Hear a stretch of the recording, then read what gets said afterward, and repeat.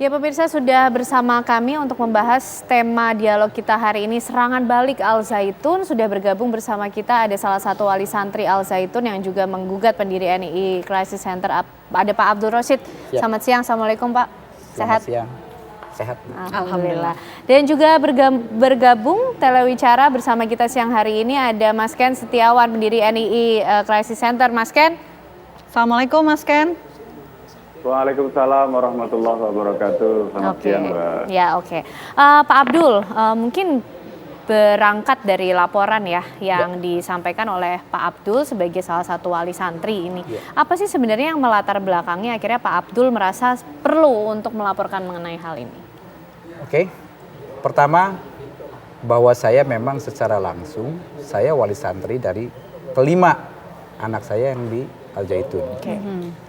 Kemudian sebetulnya sebelum ada pemberitaan atau channel dari Ken Setiawan Official bersama dengan siapa? Harry Pras, saya sebetulnya mah tenang, tidak ada masalah di kampung, beraktivitas biasa. Tapi begitu saya mendengar ini kok kayak ada yang kurang pas gitu kan. Dan saya sebagai saksi peristiwa selama berpuluh tahun karena anaknya bersekolah di Al Zaitun, saya pikir kok jadi begini narasinya kan seperti itu. Seperti itu. Oke. Narasi yang disayangkan akhirnya dirasa mengganggu itu yang mana, Pak Abdul? Kalau melihat berulang-ulang, walaupun agak enak sebetulnya, ketika mengatakan bahwa dengan Harry Pras itu mengatakan dengan ringan, cengengesan, dia mengatakan bahwa di pesantren Al Zaitun itu boleh berzina. Asal kita punya uang 2 juta. Kira-kira narasinya seperti itulah, kira-kira seperti itu. Dan bagi saya yang tinggal di kampung, itu serangan opini yang luar biasa. Bayangkan, di mana saya mempercayakan kepada institusi itu atas nama mungkin Trasli ya, karena memang sampai 5, diserang seperti itu. Sampai anak saya ngamuk ke saya. Sebetulnya bagaimana sih? Seperti itu. Pemberitaan yang telah dilakukan oleh TV One bersama Ken itu konfirmasi ke saya. Saya sampai berantem dengan anak. Saya bilang kan, saya bingung jadinya kok jadi begini di media gitu kan seperti itu. Saya terpojokkan, Mbak. Terus terang aja. Tapi mungkin selain itu Pak, ada nggak sih dampak yang dirasakan oleh wali santri lainnya dengan adanya pemberitaan Al Zaitun? Saya orang yang tidak pernah mencari hal-hal yang tidak perlu lah, karena saya beraktivitas sehari sebagai pekerja juga. Ini jelas terdampak. Semua mereka marah, merasa prihatin, hanya mereka mencari cara saja. Bagaimana marah yang paling elegan sebagai warga negara, nah itu yang kami cari. Nggak sembarangan juga kita. Karena negara menuntun bagaimana tata cara marah terhadap warga yang lain yang dianggap merugikan. Seperti itu. Pak Abdul, tapi dengan narasi yang dirasa mengganggu ini dan ternyata memberikan dampak kepada anak-anak Pak Abdul dan juga mungkin wali santri lainnya, sudah sempat menanyakan dan mengkonfirmasi mengenai hal ini juga ke anak-anak, Pak? Bukan menanyakan, anak saya komplain. Yang satu jadi pegawai negeri di Provinsi Banten. Yang satu di Untirta, yang satu di UNJ, yang satu di Unpam. Dan setiap hari tanpa pengetahuan yang cukup dikonfrontir tentang itu. Akibat apa? Akibat pernyataan Ken dalam Ken Official itu. Saya mau ngomong tidak apa benar begitu kan? Saya tidak mengatakan tidak benar, tapi kan kami kurang setuju atau tidak setuju bahkan pemojokan seperti itu. Sekarang saya mau ke Mas Ken. Mas Ken, menanggapi adanya laporan yang dilayangkan oleh wali santri Ponpes Al Zaitun ini seperti apa, Mas? Kami menghormati proses hukum kan. Setiap orang kan punya hak untuk melaporkan bila mungkin tidak berkenan ya statement saya yang disampaikan oleh media. Tapi kami lebih fokus pada laporan kami ke Panji Gumilang karena sejatinya penistaan agama ini kan sebenarnya hanya remeh-temeh. Sejatinya di Al Zaitun itu adalah sebuah gerakan makar. Dan mungkin boleh ditanya sama Bapak yang di studio. Bapak itu termasuk santri dalam atau santri luar? di Al Zaitun itu 90% santri adalah orang tuanya yang NI. Barangkali Bapak mungkin yang 10% santri yang non NII.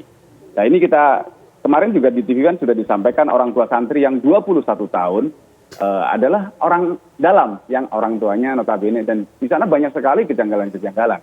Jadi kami lebih fokus kepada bagaimana laporan ke Panji Gumilang tentang penistaan agama ini. Selanjutnya kami juga sedang mengumpulkan alat bukti terkait masalah makar. Karena sejatinya ini adalah gerakan makar yang ditutupi dengan seolah-olah pesantren baik, dan ini bisa menipu jutaan masyarakat Indonesia. Jadi gerakan NI yang sejatinya ini adalah mendirikan negara dalam sebuah negara, di sana sudah punya struktur, Mbak. Ada teritorial yang bergerak, mereka punya RT, RW, lurah, camat, bupati, gubernur, sampai presiden. Ada fungsional yang dijadikan sebuah cover yang ini menipu, seolah-olah ini bicara toleransi. Karena di samping NII, Al Zaitun juga mengadopsi namanya ajaran Isabugi. Apa? Perpaduan beberapa agama menjadi satu dan rasionalitas, terus mereka bicara tentang logika, pokoknya nggak masuk akal, diabaikan, seolah belum diwajibkan karena dianggap negara ini masih kafir, terus ibadah haji nggak perlu ke Mekah, cukup datang. Ini kan sesuatu yang tafsir Al-Quran menggunakan ro'yun, bukan pikiran. Ini yang akan kami lengkapi, karena tadi sejatinya ini adalah gerakan makar. Nah, Panji Gumilang berusaha menutupi untuk ini, dan di kelompok NII itu diajarkan wajib berbohong kepada musuh, Mbak. Walaupun sejatinya kelompok NI Al Zaitun itu nggak percaya dengan pemerintah, nggak percaya dengan polisi. Makanya saya kaget juga kalau mereka kemarin muncul melaporkan. Tapi kami menghormati proses hukum ini, yang kami juga ya bukti, cuman kami nggak mau banyak komentar, kami lebih fokus pada kasus ini, dan ketika nanti sudah ditetapkan sebagai tersangka, kita berharap ini segera ya, kami akan segera melengkapi kasus-kasus bukti-bukti terkait makar mendirikan negara dalam negara. Oke, Pak Abdul silakan kalau mau menanggapi. Kalau tadi pertanyaannya dari Mas Ken, kan apakah saya yang apa? Saya kan jadi Santri dalam atau santri luar? Santri luar apa santri dalam? Saya mah tidak tahu. Saya mah kan yang tahu bahwa Umi itu atau istrinya Syekh itu orang Pandeglang. Syekh juga pernah hidup di Pandeglang. Ya saya bukan primordialis, berarti sebagai orang Pandeglang, saya ini dari Banten nih, Mas Ken. Saya pasti banyak tahu referensi profil secara personal sekalipun tentang saya, dan reputasinya orang baik. Oke. Gitu. Karena kebaikan dan saya kenal sebagai orang baik, maka saya muncul setelah melihat bangunannya bagus, kemudian hasil anak pertama bagus, tidak ada kontroversi. Ya kenapa? Apa yang salah dengan Zaitun? Saya tidak mau jauh-jauh, karena saya kan berbicara apa yang saya rasakan, apa yang saya tahu. Ya. Seperti itu aja. Oke. Mas Ken, kemudian kan membuat konten tersebut kan juga sebetulnya seharusnya juga tidak asal-asalan begitu kan, harus ada dasarnya. Nah, Mas Ken merasa cukup percaya diri kah menyampaikan statement-statement tersebut? Karena ini ternyata berdampak pada para santri dan juga dirasakan dampaknya oleh para wali santri, Mas Ken. Itu baru sebagian, Mbak, kalau kita buka gitu kan. Kita kemarin lihat sendiri kasus pelecehan Panji Gumilang terhadap karyawan. Ini fakta, walaupun akhirnya fakta-fakta di lapangan termasuk TKP-nya dibongkar, termasuk anaknya Panji Gumilang, kita punya foto-fotonya bahkan. Jadi saya nggak mau banyak berkomentar, nanti kalau memang dilaporkan, nanti kan dari beberapa daerah, katanya mau beberapa daerah lagi kan, Jawa Tengah, Jawa Timur, ya nanti kan karena satu laporan kemarin sudah dibareskin, nanti kan mungkin bisa dilimpahkan ke sana, ya kita nanti akan sampaikan bukti di sana. Jadi kembali bahwa NII itu gitu kan, jelas sudah di penelitian MUI dan Kementerian Agama tahun 2002. Kalau Bapak mungkin nggak baca, mungkin ya mungkin jarang buka informasi. Hasil penelitian MUI antara NI dan Al Zaitun ada benang merah bahwa pimpinan NI dan pimpinan Al Zaitun sama, namanya AS Panji Gumilang. Pendanaan NII juga diarahkan kepada Al Zaitun. Terus masalah historis, dan memang terkait Panji Gumilang adalah tokoh NII. Jadi kalau menyekolahkan ke sana nggak baca literasi, ya mungkin itu salah satu masuk kategori Bapak itu korban promosi Al Zaitun. Tapi kembali, masing-masing punya hak, kita menghormati hak asasi manusia, apalagi ini kan di era media sosial memang kan, nggak seperti dulu. Kami dari NII 2003-2004, kami sudah selalu setiap hari bahkan menyuarakan. Kami kan juga di NII Crisis Center itu membuka hotline pengaduan yang santri bahkan yang kita tangani, yang santri sampai depresi, yang stres, yang gila itu ada. Nah, namun kami tetap berusaha menampilkan ke publik bahwa ini sejatinya bukan hal biasa. Ini adalah gerakan makar yang dibungkus dengan kedok pesantren sehingga menipu masyarakat Indonesia, gitu Mbak. Oke. Oke. Masing-masing memiliki hak untuk menjawab dan juga memberikan pernyataan nanti, tapi usai jeda pemirsa kami masih akan kembali lagi untuk Anda.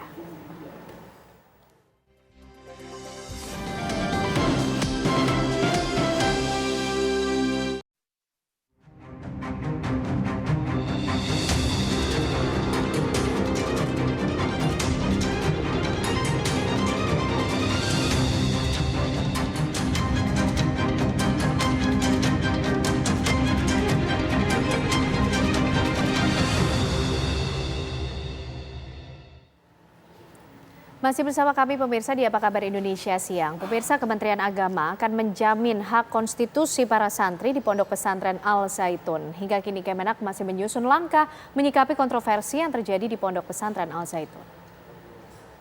Oke, baik. Pak Abdul Rosyid, mungkin bisa ditanggapi pernyataan yang sebelumnya sempat disampaikan oleh Mas Ken. Oke, saya dari awal ngomong, Bu, datang dari Pandeglang, Banten ke studio TV One hanya untuk marah saja, gitu kan. Saya merespon dari kata Pak Ken Setiawan, saya tidak mengenal santri dalam, santri luar. Tapi tolong dicatat, saya tidak terima saudara Ken yang saya tidak kenal mengatakan mungkin saya salah satu korban. Korban apa? Saya mempertaruhkan reputasi dan usia saya, pemahaman saya, mempercayakan kepada institusi. Mahat Az-Zaitun itu bukan sesuatu yang gampang. Kalau saudara mengatakan saya sebagai korban, bagaimana logikanya? Apakah intelijensi Anda jauh lebih tinggi di atas saya? Belum tentu, walaupun saya orang kampung. Apa urusan saudara mengatakan saya sebagai korban? Yang jelas dari pernyataan saudara Ken itu, pada hari ini, bayangkan, telah terjadi perlakuan atau persekusi terhadap anak-anak saya di lembaga yang resmi. Jangan banyak bicara, tunjukkan, buktikan, dan lakukan sebagai warga negara yang patuh terhadap hukum negaranya. Dan kemarahan kami ini bukan kepada Pak Ken. Karena sebuah perilaku yang diduga merugikan kami, maka kami tempuh institusi negara itu, yaitu kepolisian. Bukan, kami tidak ada masalah. Kenapa? Kami sadar bahwa persatuan Indonesia itu di atas segala-galanya. Bukan seperti ini yang terjadi. Kalau saya misalnya bergaya ala orang Banten yang dulu, saya tidak tahu. Tapi kami diprem, ya, dididik supaya marah juga diatur. Oke. Nah seperti itu. Oke, melalui jalur hukum. Ya. Mas Ken, bagaimana tanggapannya Mas Ken?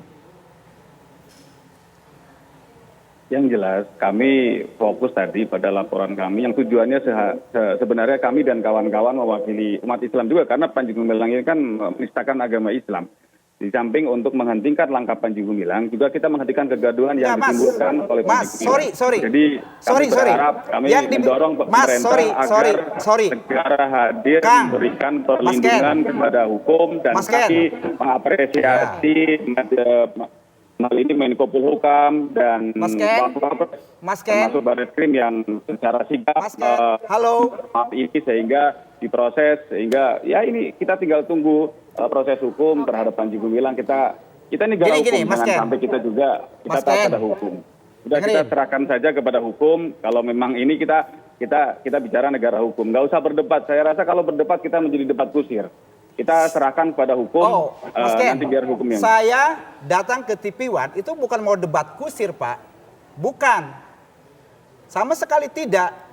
Karena kami bukan pihak yang menyatakan sesuatu melalui di luar hukum. Kami merespon sekarang itu secara hukum. Seperti itu. Menyatakan saya sebagai korban. Enak sekali saudara berbicara seperti itu. Anda pikir bahwa orang-orang yang masukkan ke Zaitun itu adalah orang yang sesat? Terprovokasi oleh sebuah janji-janji? Bukan. Kami menyaksikan sebuah fenomena pendidikan yang memang edukatif. Sampai-sampai orang tuanya juga marah saja sudah diatur sedemikian rupa. Kenapa?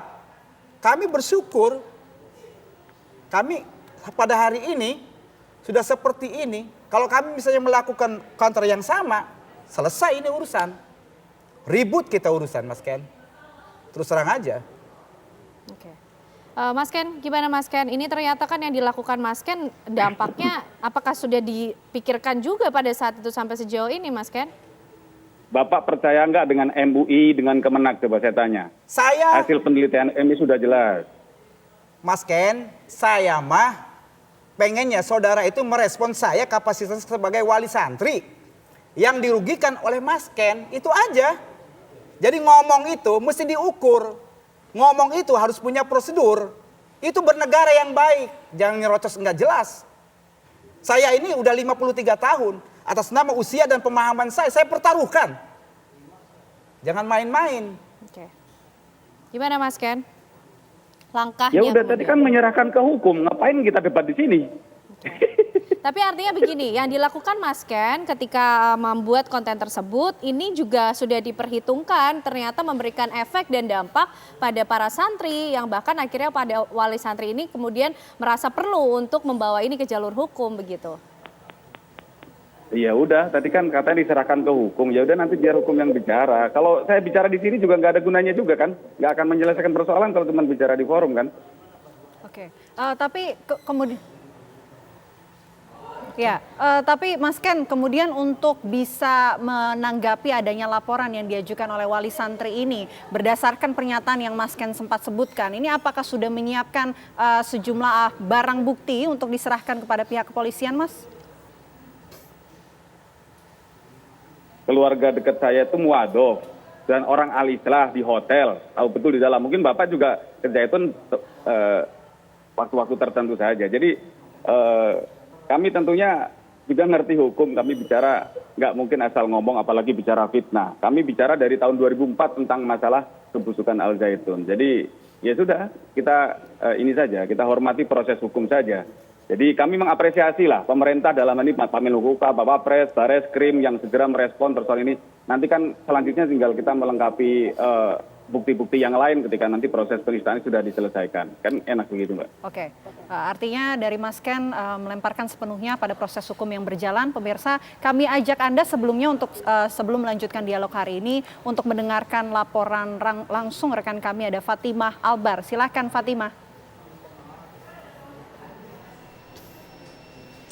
Ya, Vena, Kirana dan juga pemirsa, seperti ketahui bahwa memang pada 3 Juli lalu, Bareskrim Polri telah memanggil pimpinan Pondok Pesantren Al Zaitun Panji Gumilang ke Bareskrim Polri.